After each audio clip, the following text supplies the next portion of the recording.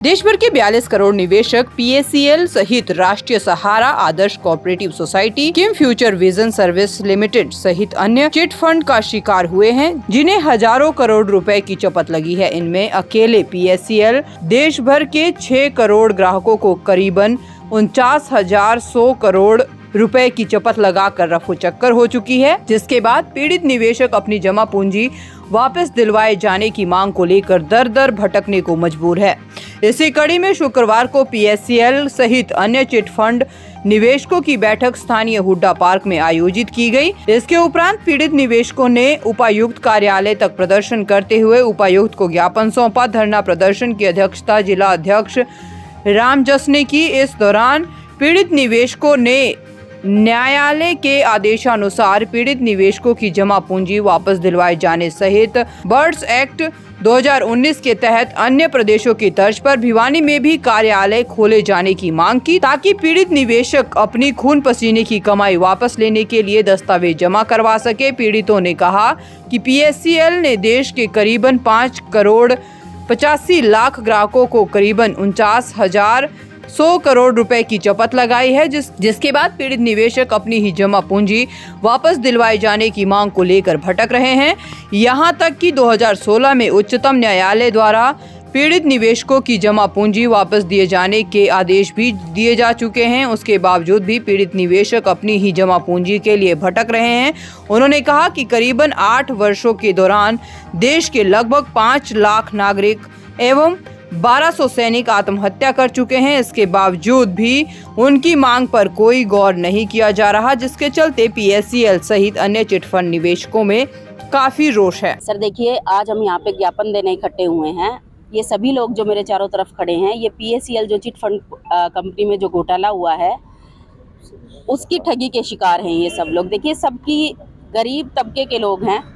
सबने अपनी खून पसीने की कमाई जो है वो एक विश्वास के तौर पे उनको जमा करवाई थी, ताकि भविष्य में इनके काम आ सके। पूरे भारत में ये 6 करोड़ लोग हैं और भिवानी से मैं बात करूं तो नियर अबाउट 1 लाख के करीब लोग हैं। तो देखिए, सरकार से हमारी यही विनती है कि सुप्रीम कोर्ट का जो आदेश था 4 फरवरी 2016 को आया था कि इनका पैसा इन्हें वापस दिया जाए, उसको लागू करें। जिस तरह पंजाब में भगवंत मान जी ने विजिलेंस को ये मामला सौंपा है, वहाँ ऑफिस खोले गए हैं जहाँ आवेदन लिए जा रहे हैं और फिर उनको उनका पैसा वापस दिया जाएगा। तो इन सब लोगों की यही मांग है कि हरियाणा में भी ऑफिस खोले जाएं जहाँ इनके आवेदन लिए जाएं और फिर इनको इनका पैसा भुगतान करा जाए। सर बिल्कुल, आम आदमी पार्टी सभी लोगों के साथ जो भी इस चिट फंड घोटाले के जो ठगी के शिकार हुए हैं उनके साथ खड़ी है। जब तक इनका संघर्ष चलेगा हम लोग इनके साथ खड़े हैं। और जिस तरह भगवंत मान जी ने इन लोगों का साथ दिया है, अगर हरियाणा में भी ये सरकार बनती है आम आदमी पार्टी की, तो हम इनका पूरा साथ देंगे। बिल्कुल बिल्कुल बिल्कुल, सेंटर खोले जाएंगे, वहाँ इनके आवेदन लिए जाएंगे और वहीं से इनको जो भी जिसकी राशि है वो भुगतान करा जाएगा। देखिए, सबके पास रिसिप्ट है, इनके पास कंपनीज की रिसिप्ट है। ये लोग ऐसा नहीं है कि ऐसे अपने मनमर्जी से इकट्ठे हुए हैं, सबके पास रिसिप्ट है। जो बॉन्ड थे, अब सरकार कहती है कि बॉन्ड लेके आइए, बॉन्ड इनके जो है वो कंपनीज में जमा हो गए हैं, ये कहाँ से लेके आए, लेकिन कंपनी की रिसिप्ट इन सब लोगों के पास है। तो देखिए, अगर आम आदमी पार्टी की सरकार बनती है तो मैं मीडिया के थ्रू जो लोग यहाँ नहीं भी हैं उन सबको ये कहना चाहूँगी कि हम आपके साथ खड़े हैं, आपके संघर्ष में आपके साथ चलेंगे। और अगर आप लोग मौका देंगे तो जैसे पंजाब में भगवंत मान जी ने ये ऑफिस खोले हैं और भुगतान कर रहे हैं, वैसे हम भी करेंगे। करोड़ तारे हाँ 40,000 रुपये हैं जी। दिहाड़ी मजदूरी करके न भरे थे जी, पेट पट्टी बांध के हमारे उल्टे नहीं मिले जी। क्या मांग करते हो?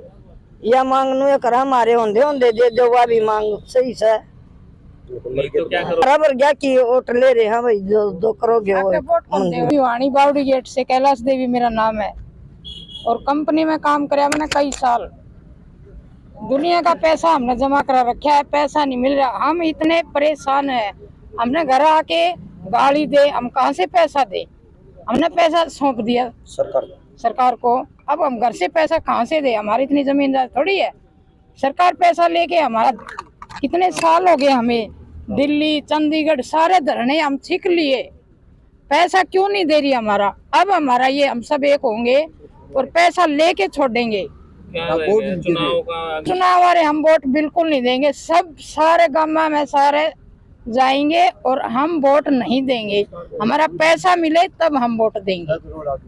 6 करोड़। मैं ठगी पीड़ित संगठन Adarsh credit cooperative society limited multi state Bharat का पीड़ित सदस्य हूं। सरकार को चाहिए कि तुरंत प्रभाव से एक राहत कोष सब ठगी पीड़ित संगठनों के लिए मुकर्रर करे और तुरंत प्रभाव से, जैसे प्राकृतिक आपदा आती है और उसमें मतलब सहायता करती है, इस तरह से सब पीड़ित संगठनों की सहायता की जाए। हमारी सोसाइटी की तरफ से 14,500 करोड़ रुपए जो सुप्रीम कोर्ट में गवर्नमेंट ने हेल्ड कर रखे हैं वो रिलीज करे और उसके आधार पर भुगतान करे। मैं उमेद सिंह रानीला से, मैंने पीएसएल में 8 साल काम किया। यहाँ कई करोड़ का काम किया और काफ़ी निवेशक जोड़े, ईमानदारी से उनका पैसा लगवाया, लेकिन कंपनी फ्लो पे ही भाग गई और सरकार ने पैसा देने का ऐलान किया। सेबी की कमेटी बनाई गई, लेकिन कमेटी का जो पैसा देने का तरीका है वो बहुत ही गलत और ढुलमुल रवैया है। वो क्या करते हैं, हमारे जो हमने फॉर्म जमा करवाए कंप्यूटर पे, उन्होंने उनमें कमियां निकाल दी और वो फॉर्म रिजेक्शन में डाल दिए, पैसा देने का ना देने का बहाना बना दिया। और जब वो कोई सुधार उसमें करेक्शन का ऑप्शन देती है सेबी, तो और समाचारों को तो अखबार में छपवा देती है, लेकिन इस समाचार को कभी अखबार में फ्रंट पेज पे नहीं छापती और लोगों को पता नहीं चलता कि कब करेक्शन निकाली और उसकी लास्ट डेट निकल जाती है। फिर सेबी कहते हैं हम पैसे इतने करोड़ लोगों को बांट चुके हैं। यहाँ 6 करोड़ निवेशक है हमारे और 60,000 करोड़ रुपए हमारा जमा है। लोग हमें मारने के लिए मजबूर कर रहे हैं, हम कहाँ से पैसा दे दें उनका। कंपनी खा गई और कंपनी की सभी जमीन जायदाद और प्रॉपर्टी गवर्नमेंट ने अपने साथ अटैच कर ली। सरकार, हमारी सुप्रीम कोर्ट ने फैसला दे दिया कि सरकार इनका पैसा, सेबी पैसा लौटाए, प्रॉपर्टी बेचे, लेकिन प्रॉपर्टी बेचने का तरीका भी इनका बहुत ढुलमुल है, बेचते नहीं और पैसा देते नहीं तो ये जो सरकार इतना ढुलमुल रवैया अपनाए हुए हैं, हमारी मांगों को नहीं सुनती, पब्लिक का पैसा नहीं देती। जो ये निवेशक हैं ये खाली निवेशक ही नहीं है, ये सरकार के लिए वोटर भी हैं। अगर 6 करोड़ लोग एक प्रधानमंत्री को भी बना सकते हैं और ये इनके खिलाफ हो गए तो सरकार को गिरा भी सकते हैं। अगर हमारा पहले भुगतान और बाद में मतदान, हमारा भुगतान होगा तो हम इस सरकार को वोट देंगे, नहीं तो वोट नहीं देंगे। जो सरकार हमारी सुनेगी, जो पार्टी सुने, हम उसका साथ देंगे। हमारी यही मांग है कि हम गरीबों का पैसा हमें लौटाया जाए ताकि हम अपने आरामदारी से जी सकें। दैनिक सवेरा के लिए भिवानी से अंकित ठाकुर की रिपोर्ट।